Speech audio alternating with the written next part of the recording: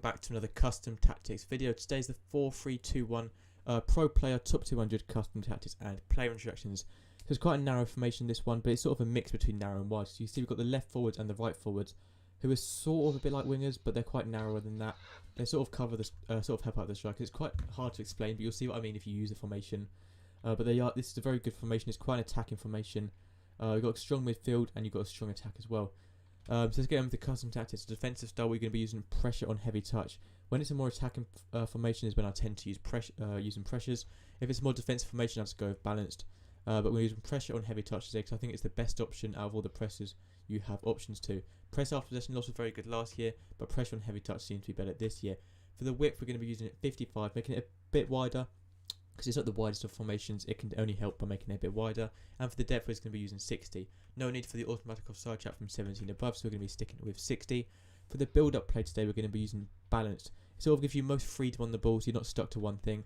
And for this formation, balance seems to work well. I'm using direct passing to make the runs with our strikers, left forward and right forward, as easily as possible to get the ball to them quickly. Width, we're going to keep it nice and simple, just on 50 width. Reason for this, because it's quite a strange shaped formation, if that makes sense. So you get some formations, if I just move to the right here, when it's wingers, you sort of want them to push up against the touchline. When it's formation which is sort of sets the shape, you don't want to change the shape of the formation, if that makes sense. You want to try and keep the shape of the formation. So we're going to be keeping that nice and default. Players in box 6, corners on 2 and free kicks on 2. Hopefully that made sense. I know I explained it very badly, but basically you want to try and keep the shape of the formation instead of just pushing it out wide or making it too narrow. For the custom tactics, you want your striker stay central, get in behind and stay forward is personally what I like best. If you want to change anything as well, go ahead and feel free, but this is personally what I find best, and this is the top 200. These are pro player tactics, so it's what I recommend doing. Left forward and right forward, we're going to be using balanced whips. They drift out wide sometimes, but not too often. Get in behind as well, and then we're going to leave in basic defense support on these. If you want to use stay forward, go ahead and do that, but personally I prefer to use basic defense support. For the three midfielders, for the left and the right one, leave completely default. Personally, I don't like to change anything. You can use stay on edge of box across if you want them to be not pushing into the box, so they're sort of not going too attacking, not too far forward. Personally, I'll just leave them both completely default. With the middle one, and make sure you have cover centre on, that's important, and then have either stay back while attacking, so they're not pushing into, they're not sort of becoming a third centre back, but they're just staying in their position and sort of not pushing up when attacking, or you can just leave it unbalanced if you want to as well. It's sort of up to you if you want. If you have a more defensive player here, I recommend using stay back while attacking. If you want to play more attacking, use balanced attack.